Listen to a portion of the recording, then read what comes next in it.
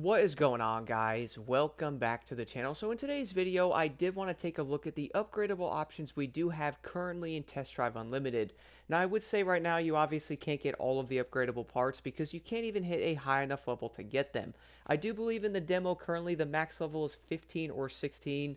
Let me know in the comments below. I think that's what it is. Before this, though, we are going to have a few different things you can actually upgrade on your vehicle. We have things like intake and fuel, which is going to be pretty dope. You can also do something like the turbos. You can also change things like the actual aerodynamics of the vehicle. And each one is going to have specific ones you can unlock. For example, here in the actual intake one, you guys will see performance.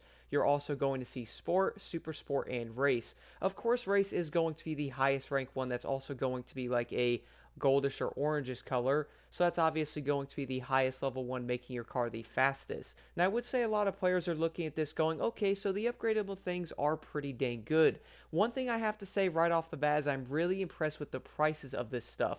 If we look at something like Motorfest, getting parts is obviously going to be an absolute grind fest. And then something like Need for Speed Unbound, some people argue that getting maxed out vehicles or, getting maxed out parts can cost a bit of too much money to get them. I think it's around 40 or so, $42,000 for certain parts to buy it. And then I do think Heat was actually cheaper, being around like 31,000 for like a maxed out part. So what I am seeing right now in the upgradable parts for Solar Crown is they are going to be cheaper.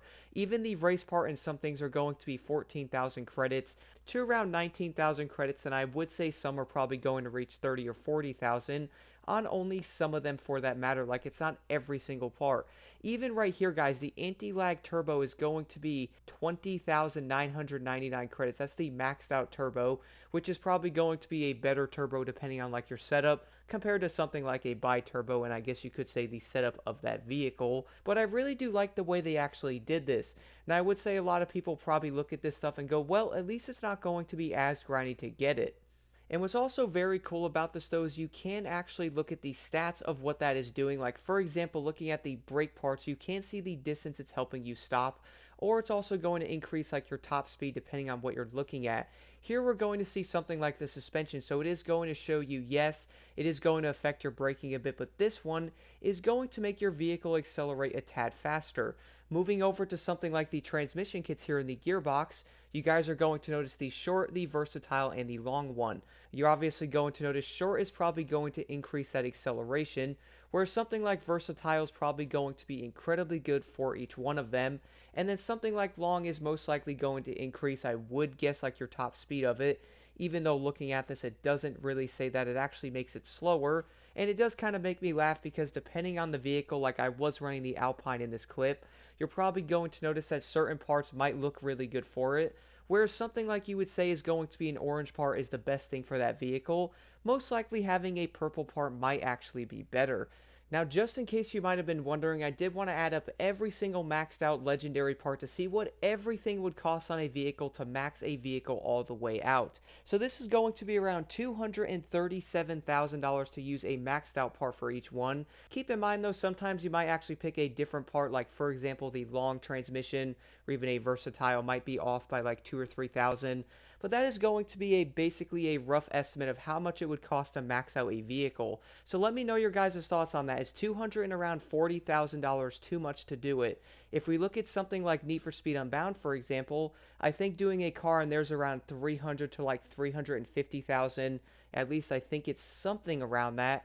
And then I'm guessing Need for Speed Heat is probably going to be around 250 to 300 as well. So it is probably going to turn out that maxing out a vehicle on Solar Crown is going to be fairly similar to something like Need for Speed. Is that going to be terrible? Well, to be honest, I kind of expected it.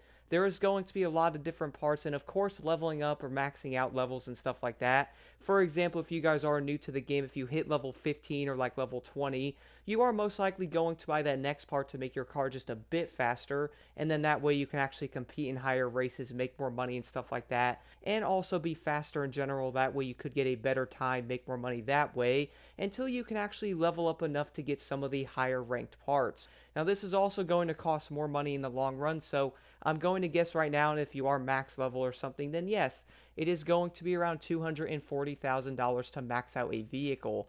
And then if you are probably leveling up or you're newer to the game, it's probably going to be more, only because you're most likely buying different parts to actually compete in higher leveled events. So I guess a lot of it is most likely going to offset itself in the way that it is designed to be pretty similar to some other racing games. Now again guys, I would like to know your thoughts on this. What do you think about all of the upgradable parts in Test Drive Unlimited?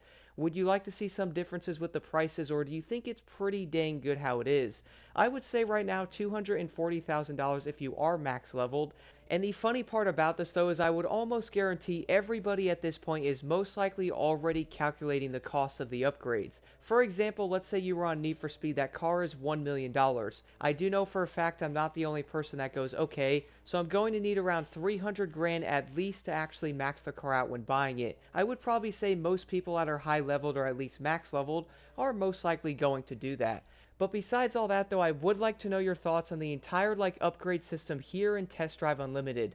Is there some things you guys would change about it, like the pricing or the leveling of it, or would you say it's going to be fairly solid?